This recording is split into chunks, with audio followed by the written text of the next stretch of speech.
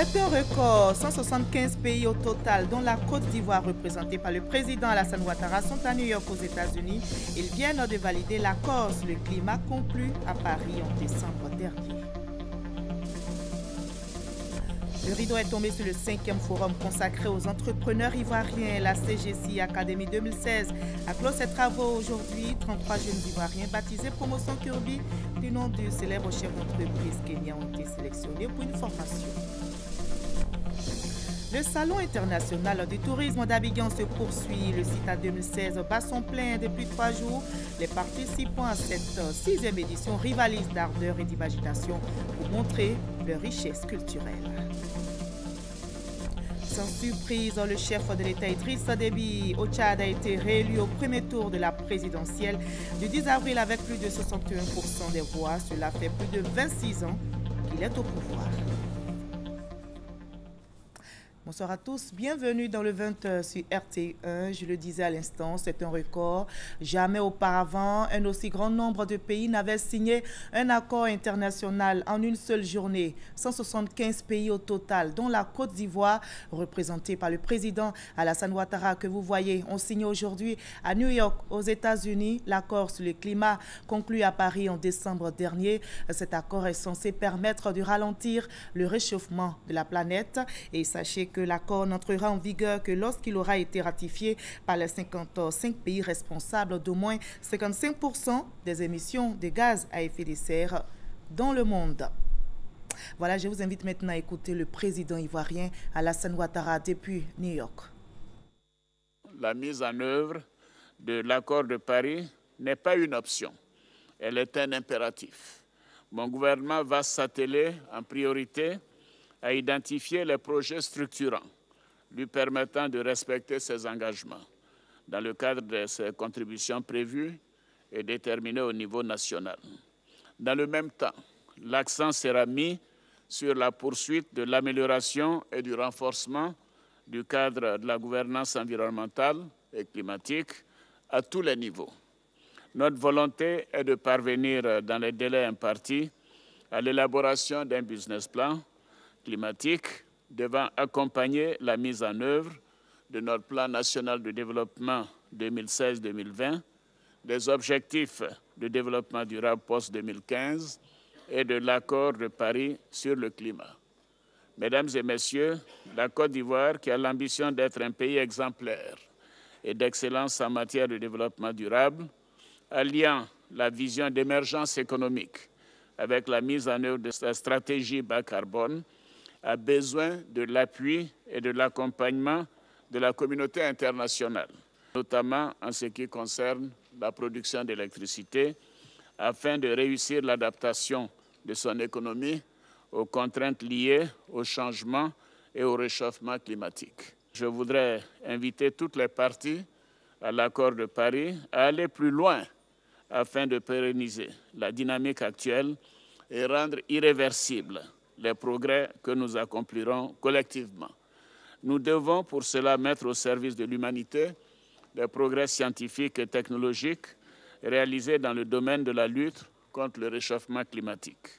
Nous devons le faire pour les générations futures, auxquelles nous avons le devoir de léguer une planète dans laquelle elles pourront à leur tour vivre et s'épanouir. C'est tout le sens de notre participation active à la conférence de Paris et à celle de ce jour historique qui fait de mon pays l'un des premiers à signer l'accord de Paris, réaffirmant ainsi notre engagement déterminé à lutter contre les changements climatiques. Voilà, c'était la déclaration du président ivoirien Alassane Ouattara à New York aux États-Unis.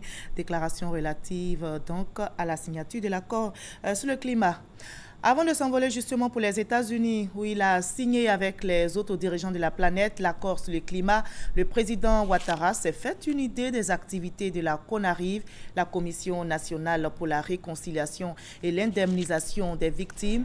Il a reçu le rapport de la commission et il en ressort que la CONARIV a enregistré plus de 800 000 dossiers de victimes, plus de 300 000 ont été validés. La CONARIV a donc rejeté plus de 557 000 dossiers. Mais pourquoi? La raison avec nos reporters Mamadou Traoré et Abiba Dambélé Saoui. D'un côté, des victimes avérées. Elles sont au total 316 954. De l'autre, des victimes supposées, plus nombreuses que les premières, car au nombre de 557 102, soit 64% des dossiers réceptionnés par la CONARIV. Pourquoi ces 557 102 dossiers ont-ils été invalidés après enquête et vérification? Pour 5 motifs selon la CONARIV. Le premier, ce sont les doublons. Ils constituent 38,9% des 557 102 dossiers recalés sur le fichier unique consolidé. Deuxième motif, les dossiers déposés sans pièces jointes ou pour incohérence entre le récit et les faits. C'est 36,5% des dossiers recalés. Troisième motif d'invalidation, les formulaires mal renseignés ou inexploitables. Ils représentent 2,1% des dossiers rejetés.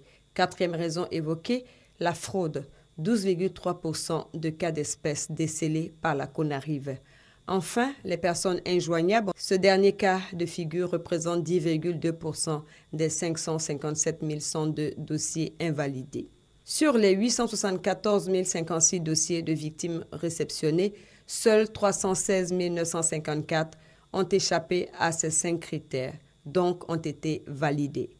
Sur la nature des préjudices subis par ces 316 954 victimes, le rapport de la CONARIV est plus précis. Il relève 0,77% de cas de violence basés sur le genre, 8,45% de cas de blessures graves, 6% de meurtres et 85% de destruction de biens. Tous ces résultats prouvent la minutie avec laquelle ont travaillé les fins limiers de la CONARIV. Au final, c'est la Côte d'Ivoire qui dispose désormais d'un fichier unique consolidé et fiable des victimes des crises survenues entre 1990 et 2011. Un tournant majeur pour le pays dans son processus de réconciliation nationale piloté au plus haut niveau par le président Alassane Ouattara. Le ministère de la Solidarité, de la Cohésion sociale et de l'indemnisation des victimes est aussi en action. Le ministère poursuit l'indemnisation des victimes de la crise post-électorale. Ce matin, les victimes des régions du Guémon et du Cavali ont reçu des chèques. C'était en présence des élus, cadres et chefs traditionnels de ces deux régions, nous expliquent Salimatou Dia et Sidonie Davila. 23 victimes de guerre et ayant droit des régions du Guémon et du Cavali ont reçu des mains du ministre de la Solidarité, de la Cohésion sociale et de l'indemnisation des victimes leur chèque d'indemnisation. 23 millions de francs CFA pour appuyer les familles des victimes. Vous êtes pour nous une mère, continuez à nous consoler. Nous vous remercions pour les chèques des fois passés, de maintenant et de l'avenir. Une remise de chèques en présence d'une délégation venue du Guémon et du Cavali, accompagnée par le vice-président de l'Assemblée nationale, Oulaï Priva. Élus, cadres et chefs traditionnels ont salué les actions de paix. Le professeur Mariatou Koné a rassuré qu'aucune région ne sera mise à l'écart dans le processus de réconciliation en Côte d'Ivoire. Chers parents du Cavalier et du Guémon, sachez que la réparation est un droit. Vous en avez droit. Et c'est pour cela que le président de la République met tout en œuvre pour que réparation soit faite à l'ouest. D'abord, parce que l'ouest, selon le rapport de la Commission nationale d'enquête, fait partie des 2 grandes régions qui ont beaucoup souffert de la crise post-électorale. Dans la dynamique de la réconciliation, la ministre est attendue du 3 au 7 mai prochain au Libéria pour une rencontre avec les réfugiés ivoiriens. Rentrer et participer à la construction du pays comme le souhaite le chef de l'État, c'est le message que la ministre entend porter aux compatriotes ivoiriens du Libéria. Nous prenons maintenant la direction de l'état-major général des forces armées au plateau. 198 militaires de l'armée de l'air, de terre, de la marine et du groupement des sapeurs-pompiers militaires ont été décorés. Ce sont des officiers, sous-officiers militaires du rang blessés en mission commandée. Ceux qui se sont fait distinguer par des actes de bravoure, nous témoigne Hamza Diaby. Dolodio à Bassam, d'Agboville à Blolequin, partout sur le territoire national où le devoir les appelle, les militaires répondent présents pour défendre la vie de leurs concitoyens. Ce vendredi, la Côte d'Ivoire a marqué sa reconnaissance à 198 d'entre eux, des officiers, sous-officiers et militaires du rang, blessés en opération ou en mission commandée, et ceux qui se sont fait distinguer par des actes de bravoure. Nous saluons la détermination de tous ces militaires qui ont exécuté parfaitement leur mission, parfois au péril de leur vie.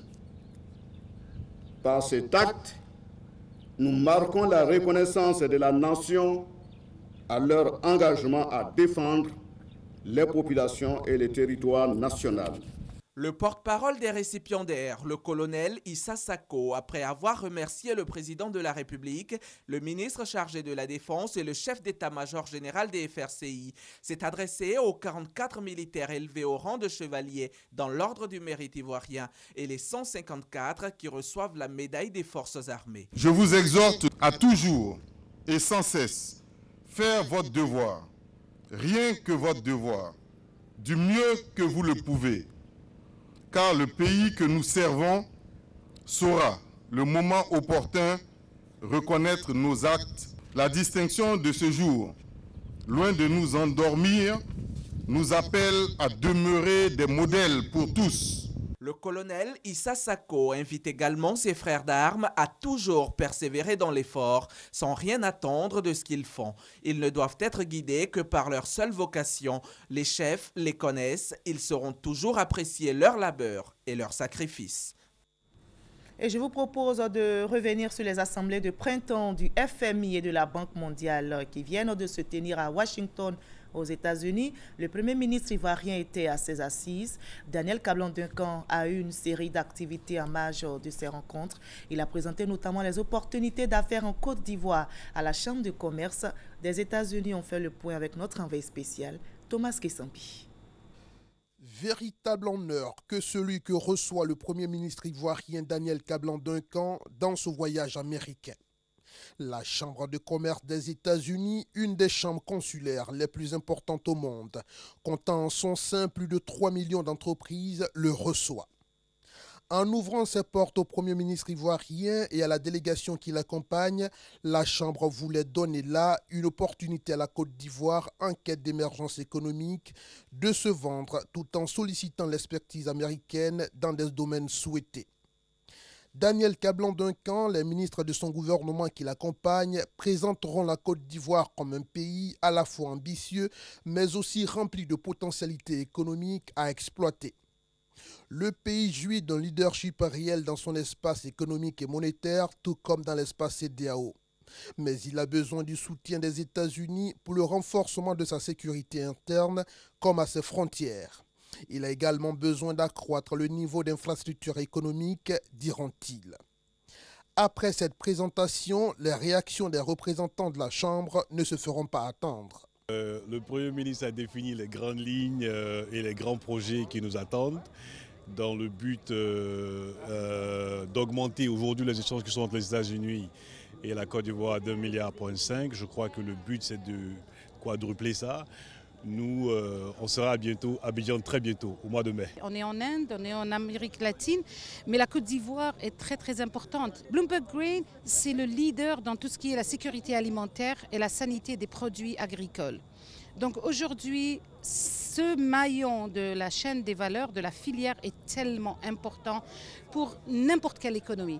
Donc si vous voulez, une fois que les échanges commenceront, je serai très ravie de faire une visite dans votre beau pays. Par ces rencontres d'échange, la Côte d'Ivoire veut augmenter son volume d'échanges commerciaux qui reste pour le moment, à l'instar de tout le continent noir, très négligeable. Ici en Côte d'Ivoire, le rideau est tombé sur le 5e forum consacré aux entrepreneurs ivoiriens. La CGC Académie 2016 a clos ses travaux aujourd'hui. 33 jeunes ivoiriens baptisés Promotion Kirby du nom du célèbre chef d'entreprise kenyan ont été sélectionnés. Et pendant 1 an, ils seront encadrés, formés à l'esprit entrepreneurial. L'objectif est clair, faire d'eux des champions de demain, comme nous dit Noël Nyagno. Au revoir, CGC Académie 2016. Au revoir aussi à la promotion Jacques Akoudiagou. Ils étaient 18. Accélérés, ils sont sortis transformés. C'est le constat du leader du groupe, Mohamed Lamine. Une nouvelle promotion est née, la promotion Dr Kiribou, du nom du célèbre entrepreneur kenyan. Durant 1 an, ils seront encadrés, coachés par cette référence africaine des affaires et la machine de la CGEC, Confédération Générale des Entreprises de Côte d'Ivoire. Pour l'heure, 7 d'entre eux ont reçu des prix d'une valeur de 1 à 10 millions de francs CFA. Le plus gros montant est allé au major de la promotion. Invité spécial de l'édition 2016, le Premier ministre adjoint de l'île Maurice a été fait chef traditionnel à Tchan. Une façon de consolider à jamais la fraternité née avec la CGEC Académie 2016 à Abidjan, sur la terre des Achans. De la célébration de l'entrepreneuriat jeune à travers la CGEC Académie 2016, une chose est à retenir. Il faut pérenniser l'activité et ne jamais plus être tenté de la reporter, encore moins de la différer. Message de Jean Kakou Diagou, l'initiateur de l'idée, pour qu'elle lui survive. Jean-Claude Bou, ministre en charge de l'industrie et des mines, venu clore les travaux au nom du Premier ministre, a prolongé le message du président de la CGEC. Il faut voir loin, il faut voir grand, mais il faut commencer petit et être persévérant. Et c'était un commentaire de Noël Gnagno. Loin d'Abidjan, Casablanca, la capitale économique du Maroc, vient d'abriter la 3e édition des rendez-vous de l'assurance. Le thème retenu cette année, comment faire face aux risques émergents dans un monde globalisé. La Côte d'Ivoire, notre pays invité d'honneur, en a profité pour signer une convention de partenariat technique, d'échange et de coopération. Explication avec l'enseigne Bakayoko et Jean-Jacques Kwame. Cette convention de partenariat entre l'Association des sociétés d'assurance de Côte d'Ivoire, ASACI, et la Fédération marocaine des sociétés d'assurance et de réassurance comporte plusieurs volets, notamment l'échange de bonnes pratiques, le développement du capital humain, le partage de l'expérience du marché marocain et l'adaptation sur le marché ivoirien du système d'indemnisation directe des sinistrés matériels automobiles. Dans un environnement globalisé, les risques pour les assureurs sont nombreux, comme le terrorisme et la cybercriminalité. Aujourd'hui, la protection des données constitue un champ de développement immense. Un autre risque, les aléas climatiques qui coûtent énormément aux assureurs. Ces risques d'un genre nouveau nous montrent à quel point notre industrie doit se réinventer et faire évoluer certains de ses paradigmes. Les assureurs ont promis de bien négocier le virage du numérique ainsi que les nouveaux risques de façon à les transformer en nouvelles opportunités de croissance. Je voudrais saluer la vision de 2 grands leaders de l'Afrique contemporaine, Sa Majesté le roi Mohamed VI et le président Alassane Ouattara, qui ont compris que l'accélération du développement de l'Afrique passe aussi par la coopération Sud-Sud. Pour cette 3e édition, 800 délégués provenant de 30 pays ont fait le déplacement de Casablanca. La délégation ivoirienne était conduite par le président de l'ASACI, Roger Bois-Johnson. La Côte d'Ivoire vient d'abriter 2 événements majeurs visant l'intégration socio-économique des États membres de la CEDEAO. Il s'agit de l'audience hors siège de la Cour de justice de la CEDEAO et de l'Assemblée constitutive de l'Association des juristes de l'Afrique de l'Ouest. Des juges sont venus du siège de la Cour situé à Abuja au Nigeria pour statuer sur des affaires concernant des États. On en sait plus avec Justine Seydjike. La Cour de justice de la CEDEAO, Communauté économique des États de l'Afrique de l'Ouest, est le principal organe juridique de la communauté ouest africaine. Elle a compétence pour juger des affaires relatives aux violations des droits de l'homme. Cette cour s'est déplacée de son siège à Abuja, au Nigeria, en Côte d'Ivoire, à Abidjan, du 12 au 21 avril, pour la mise en œuvre de 2 programmes. L'Assemblée constitutive de l'Association des juristes de l'Afrique de l'Ouest et l'audience hors siège de la Cour, qui ont connu un franc succès, selon la présidente de la Cour. Au lieu que ce soit les parties et leurs avocats qui se déplacent jusqu'à Abuja, le siège de la Cour prend l'initiative de se déplacer dans les États membres, justement pour rapprocher la justice des justiciables et amoindrir les coûts de déplacement des parties. L'audience hors siège d'Abidjan a enregistré 17 affaires qui opposaient des citoyens et des sociétés à des États. Et la présidence de l'Association des juristes de l'Afrique de l'Ouest, née à l'issue de 3 jours de travaux, a été confiée à la Côte d'Ivoire. Elle a la même mission que la Cour de justice, à savoir l'harmonisation des instruments de justice de la sous-région pour l'intégration socio-économique des 15 États membres de la CEDEAO. Une seule préoccupation relevée au cours de la rencontre, la non-désignation par la Côte d'Ivoire de l'autorité compétente chargée de l'exécution des arrêts de la Cour. L'audience hors siège se tient chaque année dans un pays membre de la CEDEAO sur décision de la Cour. Le ministère d'État, ministère de l'Intérieur et de la Sécurité, celui des eaux et forêts, accordent leur violon pour lutter contre les feux de brousse.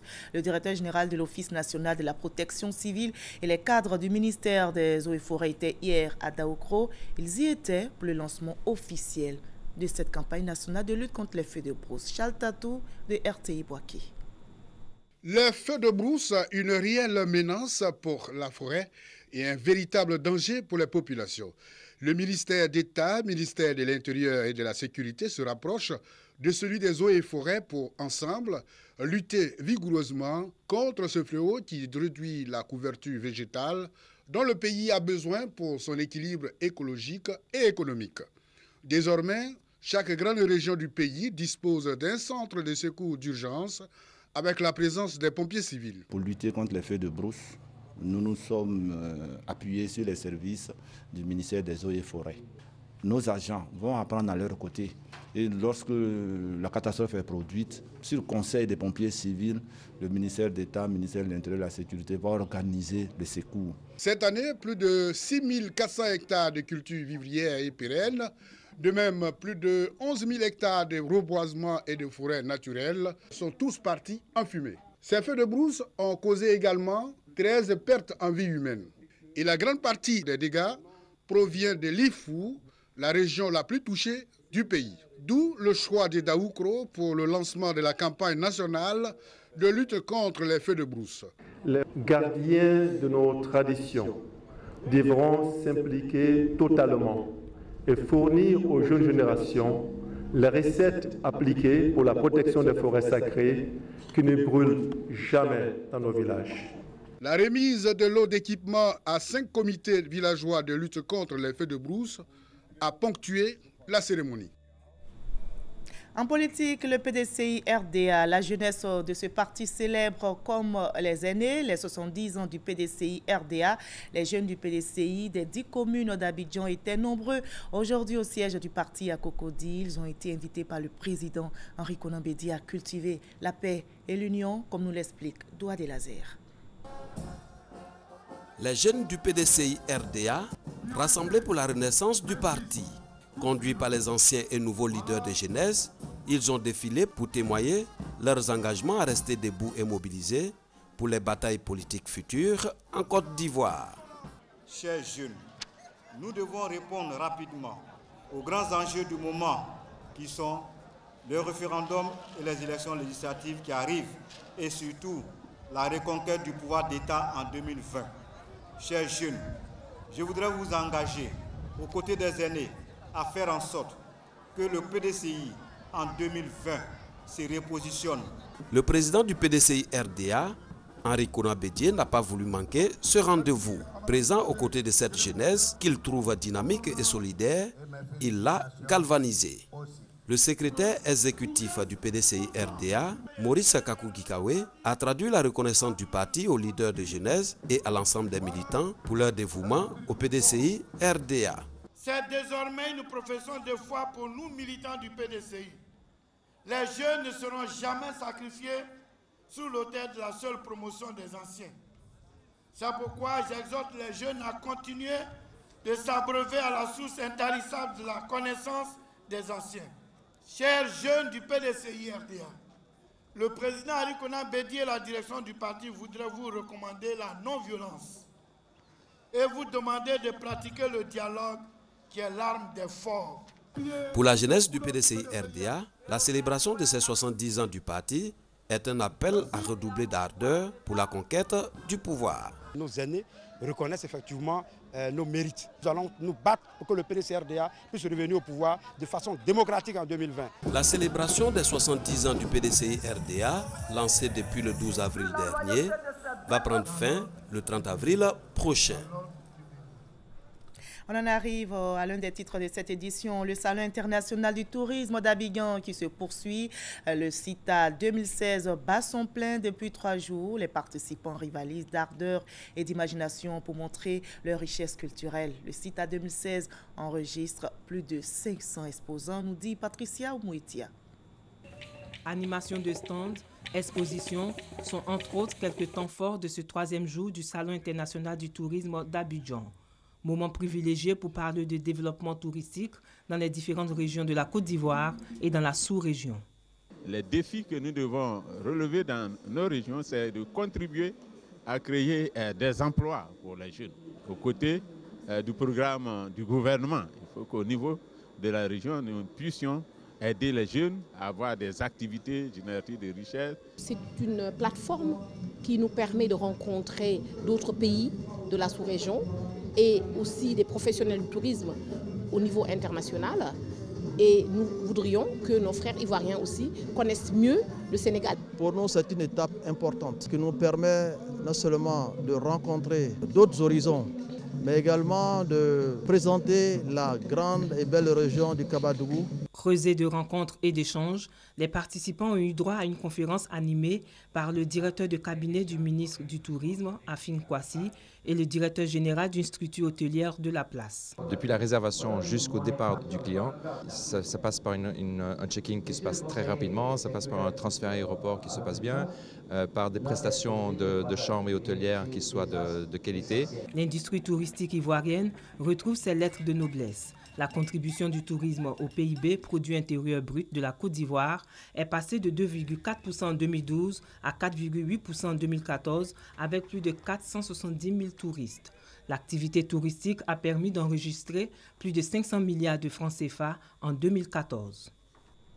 Et la 9e édition du FEMIA, le Festival des musiques urbaines d'Anoumambo, c'est aussi des campagnes de sensibilisation sur les grossesses en milieu scolaire et le VIH-Sida. Les journées spéciales de planification familiale sont organisées par le ministère de la Santé et de l'Hygiène publique en collaboration avec une ONG, Ami Sissoko.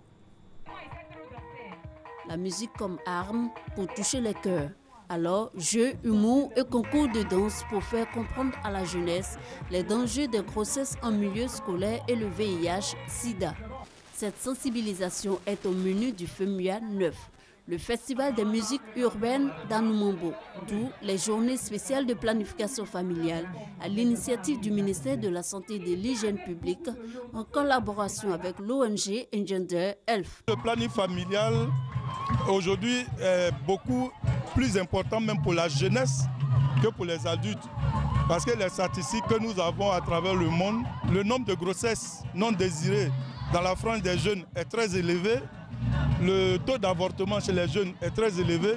Donc les jeunes ont besoin plus que jamais de la planification familiale pour assurer leur santé et pouvoir relever le développement de la Côte d'Ivoire. Les conseils que les médecins nous ont dit, avec aussi les prescriptions pour éviter la grossesse, pour éviter aussi la mort. On va les suivre. Une campagne de sensibilisation émaillée de prestations de nouveaux talents. La plupart à leur première expérience au FEMIA. Des prestations bien appréciées par le public.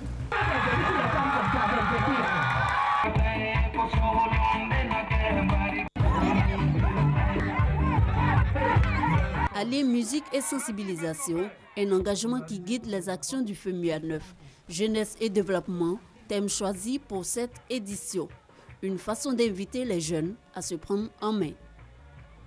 Une page sombre dans cette édition. Décédé le 11 avril dernier à Accra, au Ghana, d'une crise cardiaque, Mamadou Ben Soumaoro, ancien directeur central de la RTI, a été inhumé aujourd'hui au cimetière de Williamsville.